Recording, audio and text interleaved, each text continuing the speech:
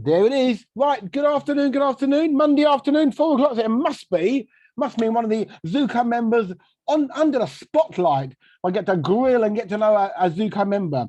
Today is an absolute pleasure to talk to Edua Effiom. Is that pronounced correctly then? Very well pronounced. 10 out of 10. 10 out of good. Well, we had a lovely one-to-one, and I mean, don't you just love that smile? Isn't that just the most amazing smile?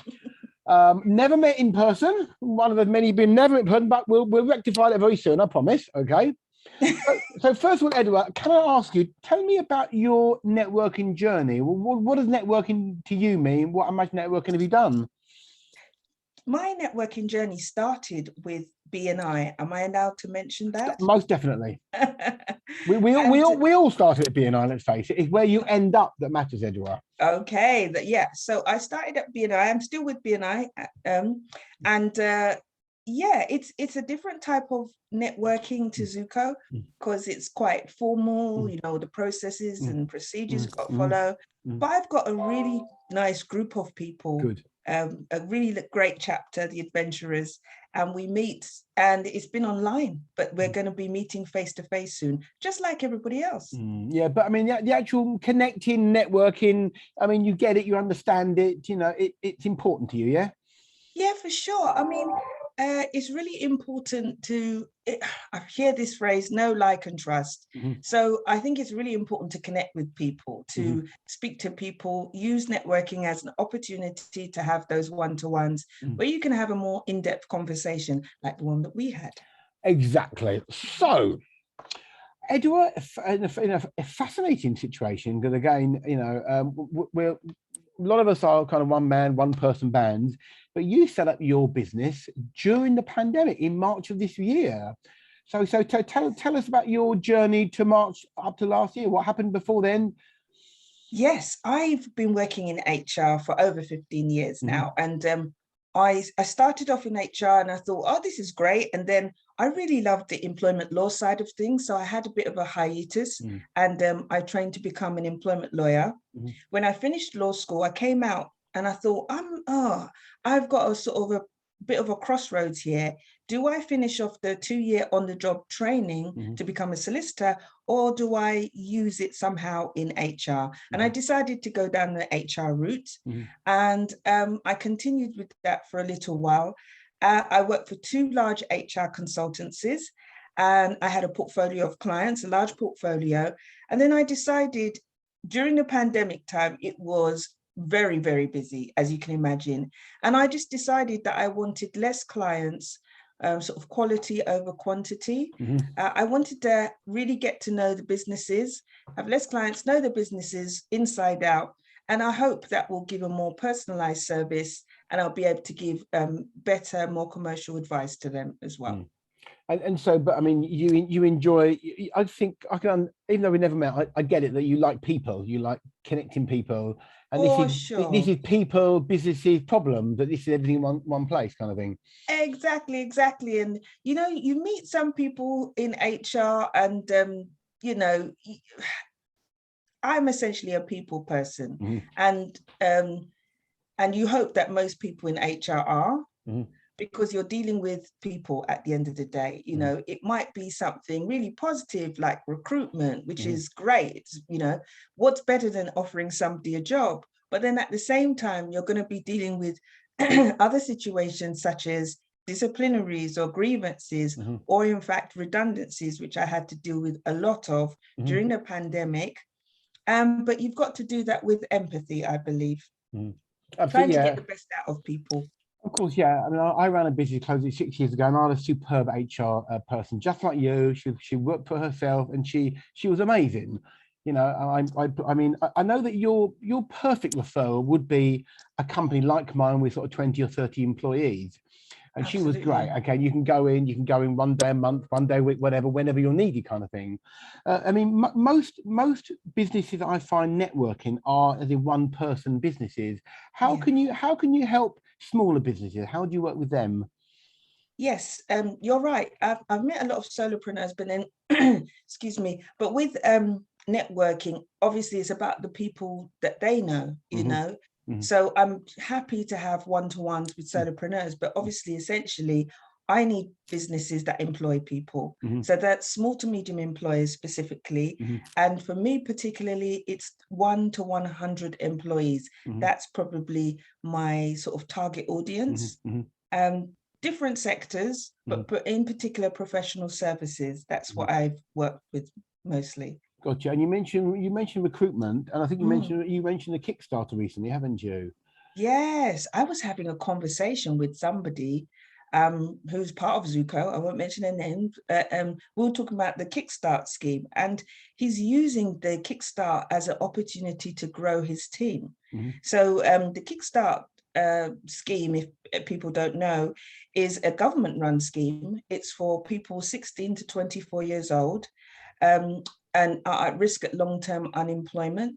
So they're on universal credit.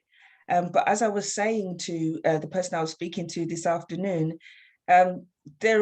the pandemic's really affected young people. So you can get all sorts of people who are on universal credit at the moment. For example, graduates, they've found it really tough to find work in the pandemic. So you can get a full range of people through the Kickstart scheme. So you employ them for 6 months and the government pays the wages of that Kickstarter at minimum wage, or of course you can pay them more if you want. So it's an ideal opportunity for somebody who wants to expand and they can grow their business through the Kickstart scheme. And what's your involvement? I mean, how do you get involved? How do you help? Yes, I can assist with the application process. Right. It can vary. I was saying to the person I was speaking to this afternoon that from about 4 to 8 weeks. Some people found it, more. It's just a mixture. But I can help them through the application process. I can help them sifting. I can help with the interview process. Selecting who's the ideal person for that particular business. I draw up the contracts. I can help with employability skills training, which each Kickstarter has to do as part of their placement, and it's to enable them to gain skills that they wouldn't have found on their own because they perhaps haven't worked before. So things like CV writing, just on the job performance things that they've got to do. So yeah, I can assist with that as well. I know I've got a 24-year-old and he's looking at getting involved. He's up in Manchester and he's talking about it yesterday. So he might look at the Kickstart thing. So I'm not quite sure which area.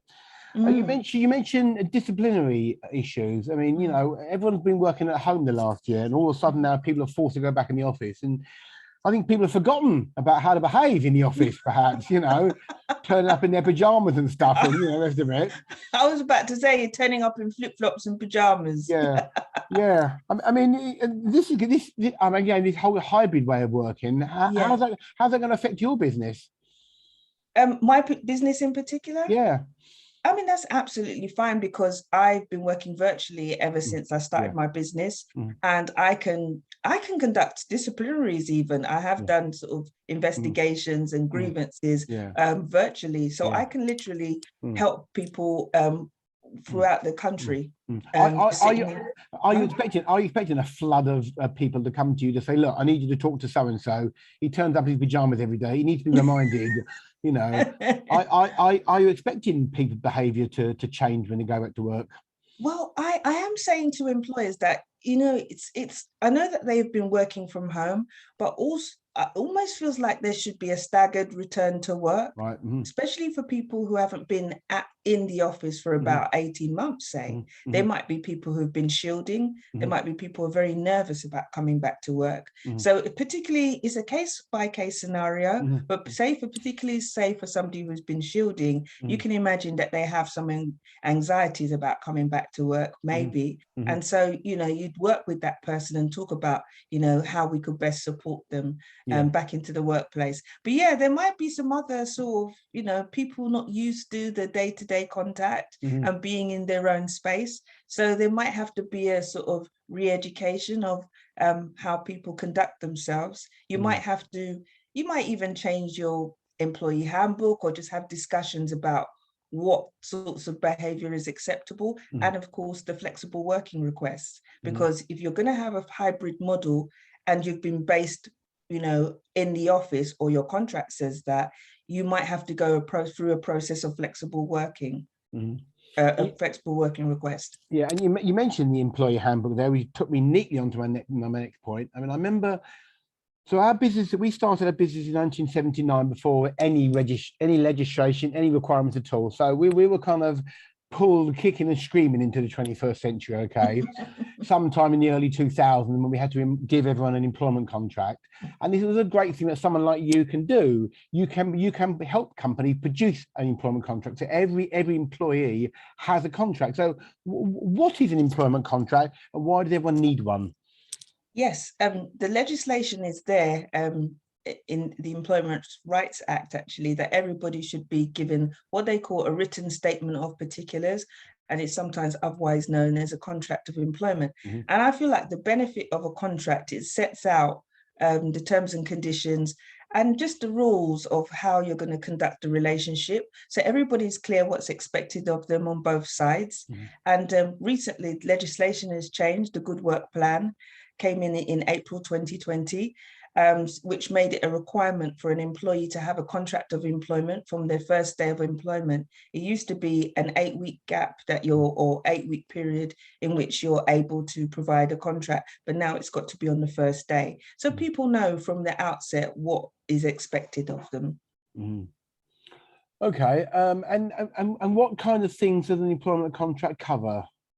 Yeah, the basics, like your location, which is really important now, because obviously some people are working remotely, you may be working from home, or it might be hybrid. So it should really state where you're located. And of course, things like probation, what is required during your probation period. And really important stuff like how much you're going to get paid. Yeah, Let's be honest. Yeah, and also if you have any problem, who you talk to, who you complain to. Yeah, for instance, yeah, things like grievances. If you have something that you're concerned about, it should state in your contract of employment who you should speak to with regards to grievances. But hopefully that shouldn't be the case if you're keeping your staff happy and productive, which is what I hope I'm able to advise employers to do. Not always easy, Edward, let me tell you. Not always easy, I tell you. Yeah.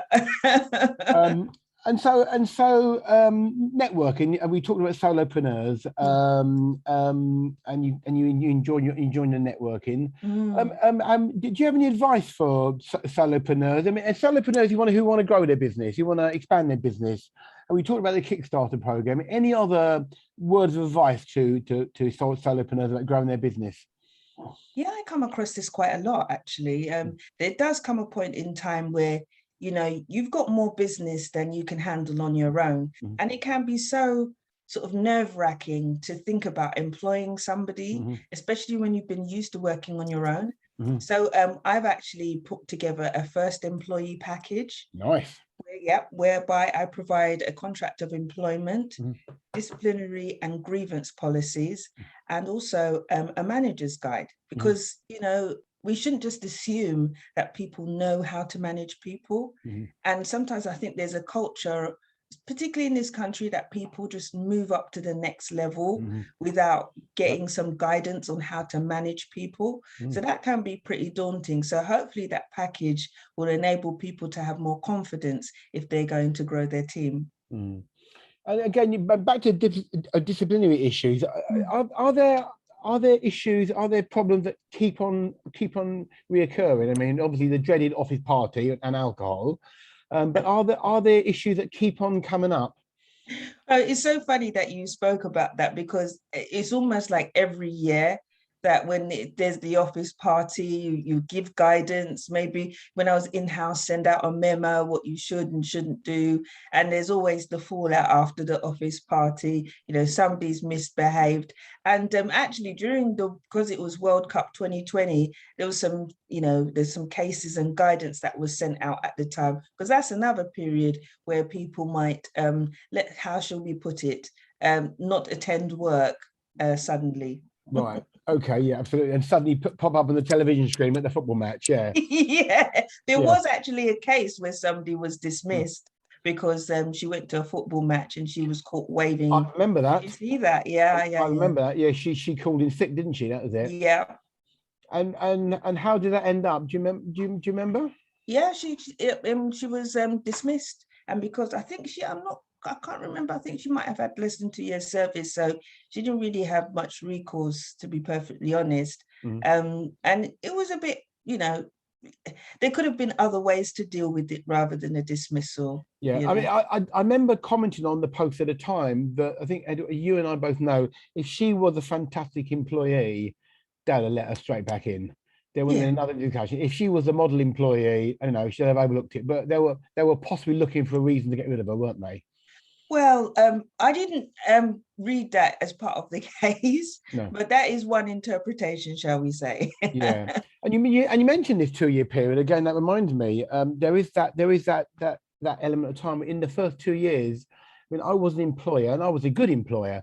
I mean, my employees kept with me for a long time, and I made them all redundant. And it was a difficult process. And I used someone like you. She made the whole process so easy. But there's that 2 year period. In the first 2 years, the employers do have more power, don't they? And it can be quite easy to get rid of people in those first 2 years, can't it? It's certainly, they don't have to follow certain procedures within the first 2 years. There is more flexibility to dismiss without following a full formal disciplinary process. But then there's always the possibility that somebody might be able to make a claim for discrimination. Some of, it could be sex, there's gender, religion, religion.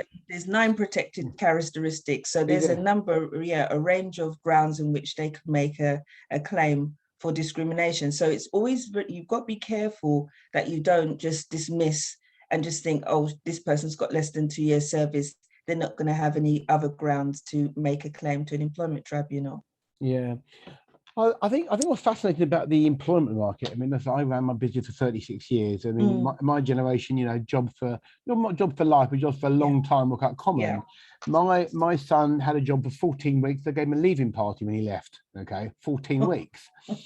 And so people are chopping and changing jobs much more often, aren't they? There's a lot less uncertainty, there's a lot more uncertainty, unfortunately, in the employment market. So, so less and less people are lasting 2 years. I mean, perhaps there needs to be a change. That 2 years is too long a period, isn't it? Well, to be perfectly honest, I think they took, I don't know what generation it is now, Generation X or whatever it is. But they say that, they don't want to be tied to one job. And they're looking at, the things like benefits and how their employees treat their staff, things like holiday. Those are things that are more important to younger people now, as opposed to, a job for life and a carriage clock and all the rest of it. never got a carriage clock. Yeah, it's fascinating. Yeah, I mean, I've interviewed hundreds of people in my time, and it was always fascinating. I mean, I'm not, stereotyping young people, but you always have the interview. At the end of the interview, you always do do you have any questions? And then they ask, how much holiday do you have? When can I go home? And I'm thinking to myself, all you want to know is how much time you're away from work. Nothing, So what should, when a young person is asked at the end of an interview, do you have any questions? What do you suggest they ask?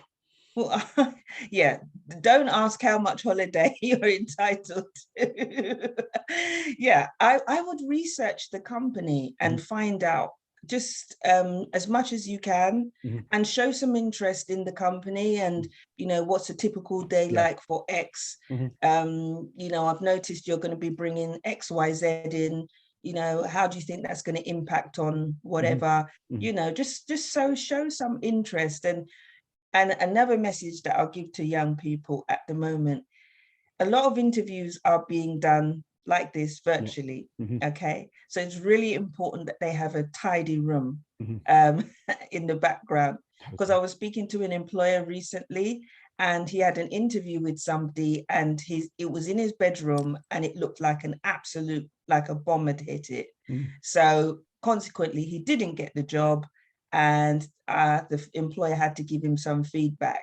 So it's important that people remain professional, even when their interviews taking place virtually as well.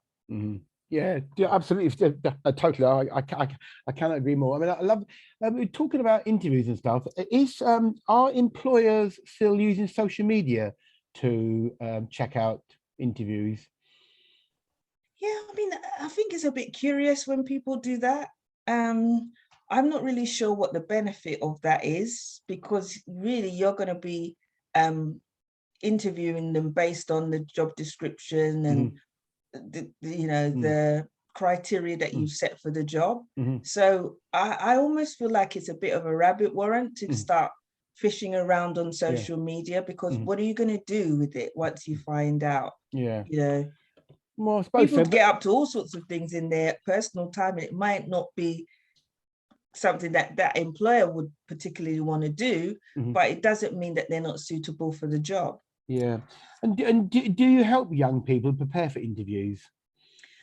Certainly as part of the Kickstart scheme, that's what, the employability skills is about, helping people prepare for interviews, talking about what do you wear, how do you present yourself, doing that research in on businesses is so important. The sorts of questions that you've got to prepare for, being able to talk about your experience, or at least your qualifications, or even sort of part-time work, just shows certain ability to just turn up for work.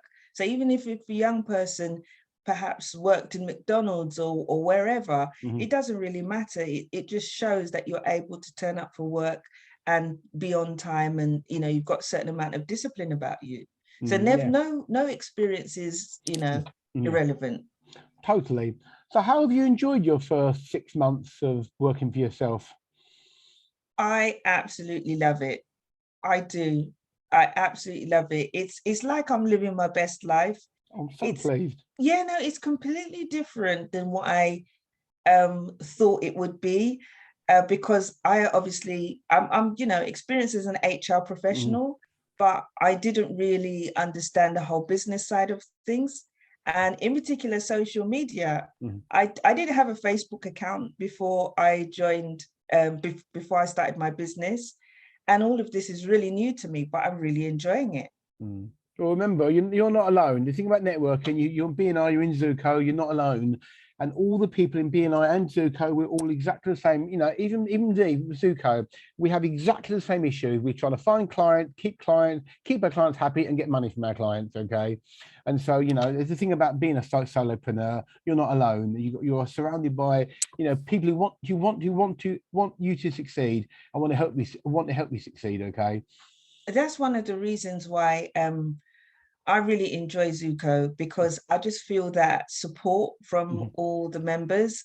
I've had some great one-to-ones, obviously with yourself, and I spoke to Neil Giller last week, and we had a really good chat.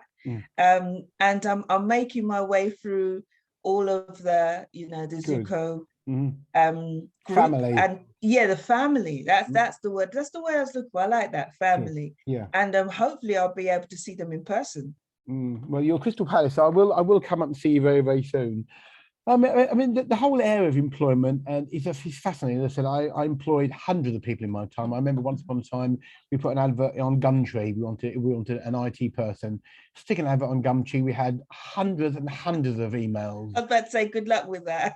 But my HR person found the perfect person, and he was with me for 10 years. Wow. That's great. A lovely Polish guy, Albert, and he was with me, perfect. I mean, the job itself was quite straightforward. So it's about finding the right person, I suppose. And we were very lucky. And at the time, I don't suppose many people use Gumtree to fill a position now, do they? No, there's just so many different ways of doing it through LinkedIn, and there's so many other avenues to find people these days. Social media is so important now. And being able, because a lot of people use their mobile phone to look for jobs as well. So that's why social media platforms are so important, because people are on the move. So I don't think Gumtree is something that no. It worked for me, I tell you. Anyway, and you talked about you were often with professional companies. So what kind of companies are we talking about? Professional services. We're talking about accountants, lawyers, IT professionals, but I've also worked with, I've got a hospitality client. I've got some background in construction, so I'm always happy to work with the trades. So I'm pretty versatile. And because it's your, it's your business, presumably you're able to be contacted 24/7, are you, Edua? Maybe not. But no, but especially with my retainer package that allows you to have unlimited phone calls and emails, it's quite helpful, particularly if you've got a number of staff. You might find that it's more cost effective to do it rather than just calling me on an ad hoc basis. But I want to do other stuff. Yeah, well, tell us more about the retainer package you introduced, though, please. I mean, how much is it? What's it? Tell us more about that. Okay, it's on a sliding scale because it depends on how many employees that you have. Gotcha. But like I said, you have unlimited emails, phone calls. I do contracts, policies, make sure you're up to date with employment law. I send out newsletters so that yeah, and I have a quarterly meeting with all of my retainer clients, and that's really important, especially during the pandemic, being able to speak to people because things are changing so much. But like I said to you, I'm not available 24/7 because there are other things that I like to do, such as park run, which we've spoken about. You did. Did you do a game on Saturday? Did you go back? I didn't. I've been going for the past 3 or 4 weeks now. Well done. And I've got my personal best now is down to 34 minutes and 11. So I'm working. I took my park run shirt off actually for this interview. Oh, really? I was told I'm not allowed to wear it. Okay. So you've got a question here from Justine's asking you, what's the strangest or most rewarding placement you've helped with? In terms of a job, giving somebody a job. Yeah, well, yeah. I mean, exactly. I mean, an employer you've helped fill a position before, perhaps. I don't know. Oh, there's just been so many. Wow, you've put me on the spot there. I'll have to come back to that one. Okay, all right. We talked about the content of employment. Do you now have to add a pandemic paragraph or page or section? Well, no, because it was such a unique situation. We haven't adapted our documentation, but maybe on the health and safety side, they might probably have to talk about certain things that they're doing in the office. Like I said, maybe due to remote working, the contract might have to change. Yeah, I'm finding the discussion around masks quite interesting. You know, I mean, presumably some businesses will insist people wearing masks, but there's no law to make people wear masks, are there? Yeah, so it will be about the business communicating it to their employees. Like, for instance, I went to the hairdressers the other week. It was beautiful. Oh, thank you very much. And they had masks on. I mean, I came in wearing a mask and I was like, do I wear a mask? Don't I wear a mask? And the lady said, you don't have to wear it, but we do. So it's up to an employer to make sure that they make it clear in their policies of what they expect their employees to do. But if a hairdresser, if they say they don't want to wear a mask, where does the employer stand?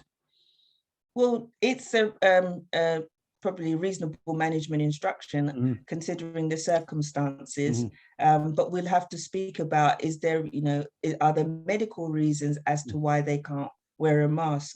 And there's this whole debate about no jab, no job as well, which is rumbling on because there's some people who don't really want to have the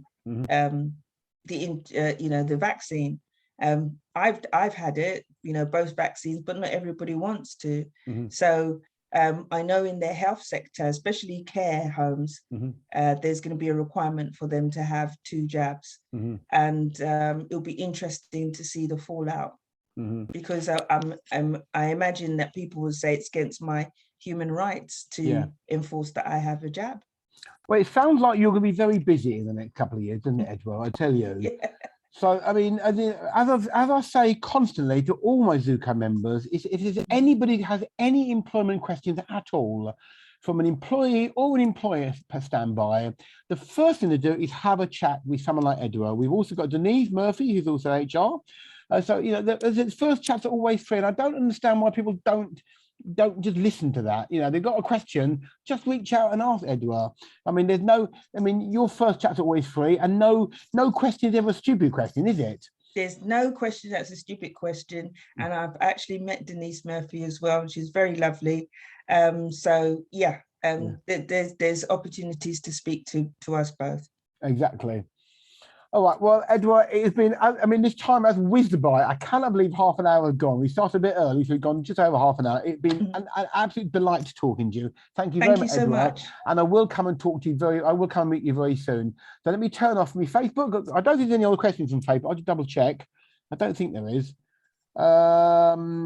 Just one question. That's fine. Blah, blah, blah. That's all fine. Yes, lovely. Keep you watching. Right, stop.